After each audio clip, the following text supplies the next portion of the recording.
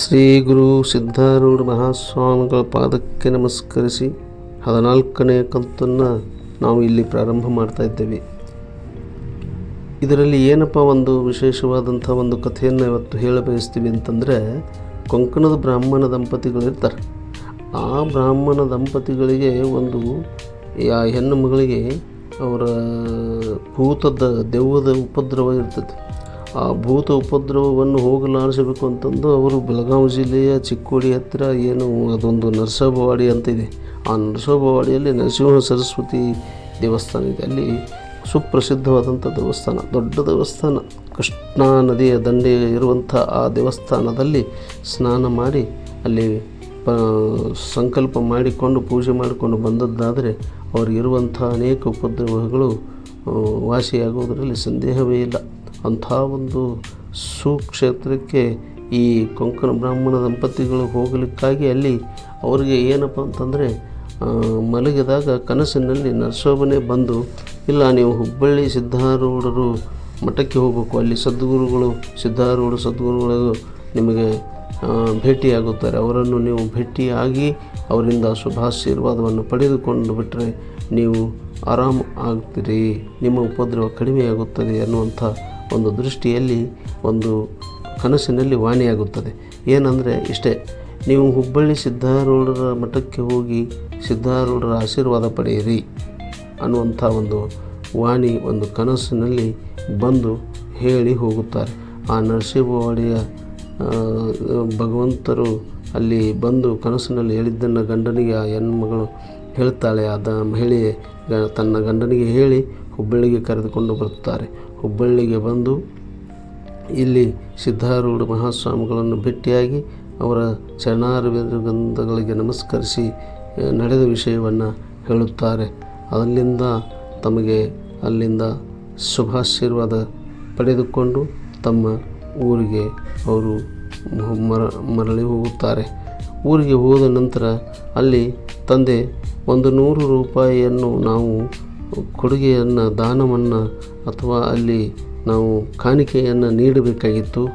ಅಂಥದ್ದು ನೀವು ಹುಬ್ಬಳ್ಳಿಗೆ ಕಳಿಸಿಕೊಟ್ಟ ಮೇಲೆ ನಾವು ಆ 100 ರೂಪಾಯಿ ಕಾಣಿಕೆಯನ್ನು ಸಲ್ಲಿಸಲಾಗಿಲ್ಲ ಅನ್ನುವಂಥ ಒಂದು ಚಿಂತೆ ಇದೆ ಎನ್ನುವಂಥ ಒಂದು ಚಿಂತೆಯಲ್ಲಿ ಮಲಗಿದಾಗ ಆ ಸ್ತ್ರೀಗೆ ನರಸೋಬನು ಮತ್ತೆ ಸ್ವಪ್ನದಲ್ಲಿ ಬಂದು, ಅಲ್ಲಿ ಸಿದ್ಧಾರೂಢ ಮಠಕ್ಕೆ ಹೋಗಿ 100 ರೂಪಾಯಿ ತಲುಪಿಸಿಬಿಡಿ ಅನ್ನುವಂಥ ಒಂದು ಆದೇಶವನ್ನು, ಒಂದು ಸಂದೇಶವನ್ನು ಕನಸಿನಲ್ಲಿ ಬಂದು ನರಸಿಂಹ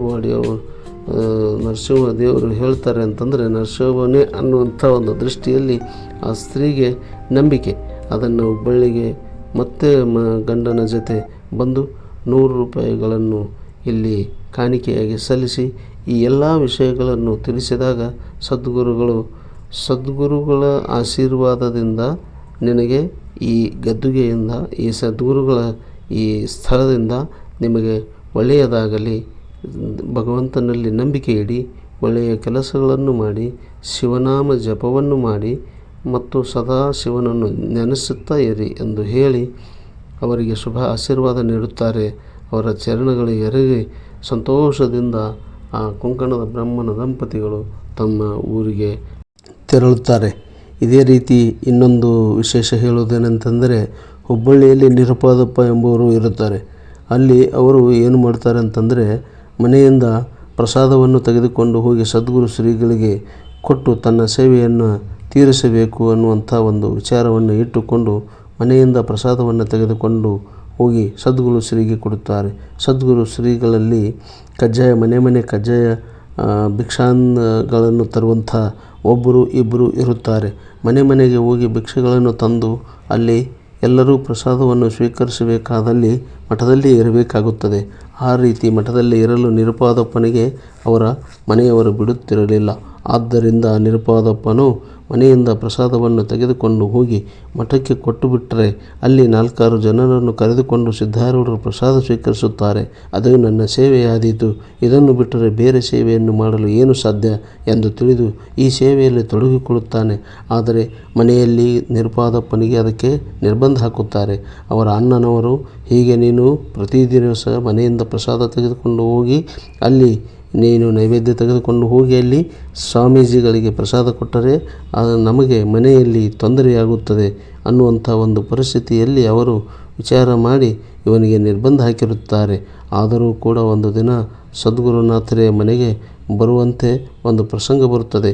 ನಿರುಪಾದಪ್ಪನವರು ಮನೆಯಲ್ಲಿ ಎಲ್ಲರೂ ವಿರೋಧಿಸುವುದನ್ನು ನೋಡಿ ಸ್ವಾಮೀಜಿಗಳಿಗೆ ಮನೆಯಲ್ಲೇ ಕುಳಿತುಕೊಂಡು, ಏನು ಮಾಡಲಿ ಭಗವಂತನೇ, ನಿನಗೆ ಪ್ರಸಾದವನ್ನು ತಂದು ಕೊಡಬೇಕಾಗಿದೆ. ನಿನಗೆ ಪ್ರಸಾದವನ್ನು ತಂದು ಕೊಡಲಿಲ್ಲ ಅಂತಂದರೆ ನನಗೆ ಮನಸ್ಸಿಗೆ ಸಮಾಧಾನವಿರುವುದಿಲ್ಲ. ಇದನ್ನು ಬಿಟ್ಟು ಬೇರೆ ಸೇವೆಯನ್ನು ನಾನು ಏನು ಮಾಡಲು ಸಾಧ್ಯವಿಲ್ಲ. ಸಾಧ್ಯವಾದಷ್ಟು ನಮ್ಮ ಮನೆಯವರಿಗೆ ಬುದ್ಧಿ ಹೇಳಲಿ, ನಮ್ಮ ಅಣ್ಣನವರಿಗೆ ಬುದ್ಧಿ ಹೇಳಲಿ. ಯಾರೂ ಬರುವುದಿಲ್ಲ.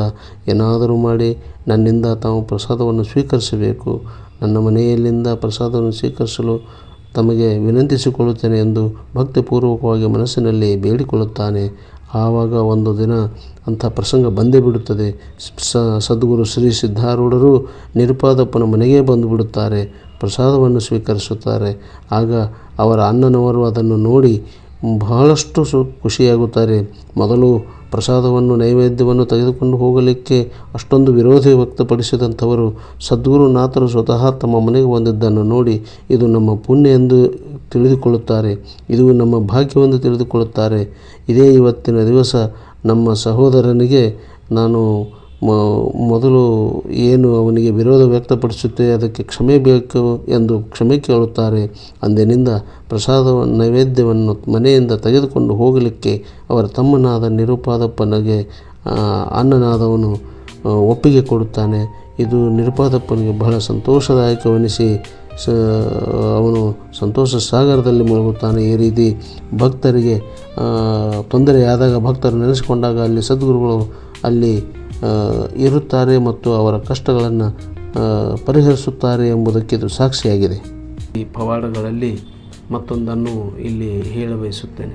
ಏನಂತಂದರೆ, ಶ್ರೀ ಸದ್ಗುರುನಾಥರು ಸಿದ್ಧಾಶ್ರಮದಲ್ಲಿ ಒಂದು ಈ ಕುಳಿತಿರುವಾಗ ಆವಾಗ ಮೈಸೂರಿನಿಂದ ಒಬ್ಬರು ಸದ್ಭಕ್ತರು ಬರ್ತಾರೆ. ಬಂದು ಅವರು ಏನು ಮಾಡ್ತಾರೆ ಅಂತಂದರೆ, ಸದ್ಗುರು ಶ್ರೀ ಸಿದ್ಧಾರೂಢರಲ್ಲಿ ನಾನು ಶರಣಾಗತಿ ಬಂದುಬಿಟ್ಟಿದ್ದೇನೆ, ತಮ್ಮ ಆಶ್ರಮದಲ್ಲೇ ಇದ್ದು ಮನಃಶಾಂತಿಯನ್ನು ಪಡೆಯಬೇಕು ಅನ್ನುವಂಥ ಒಂದು ದೃಷ್ಟಿಯಿಂದ ಬಂದುಬಿಟ್ಟಿದ್ದೇನೆ. ದಯಮಾಡಿ ಬೇರೆ ಭಕ್ತರು ನಮಸ್ಕರಿಸಿ ಹೋಗುವ ಥರ ನಾನು ಹೋಗುವುದಿಲ್ಲ, ನನಗೆ ಇಲ್ಲಿ ಇರಲು ಅವಕಾಶ ಕೊಡಬೇಕು ಅಂತ ಹೇಳ್ತಾರೆ. ಮನಃಶಾಂತಿ ಬೇಕಾಗಿದೆ, ನಾವು ಇಲ್ಲೇ ಹೇಳ್ತೀವಿ ಅಂತಂದರೆ ಮನೆಯಲ್ಲಿ ಸಾಕಷ್ಟು ಶ್ರೀಮಂತರಿದ್ದರು ಬರ್ತೀರ ಅಂತಂದರೆ ಒಂದು ಸ್ವಲ್ಪ ನೋಡೋಣ ಅಂತೇಳಿ ಅಪ್ಪುಗಳವರು ಸ್ವಲ್ಪ ದಿವಸ ಇಟ್ಕೊತಾರೆ.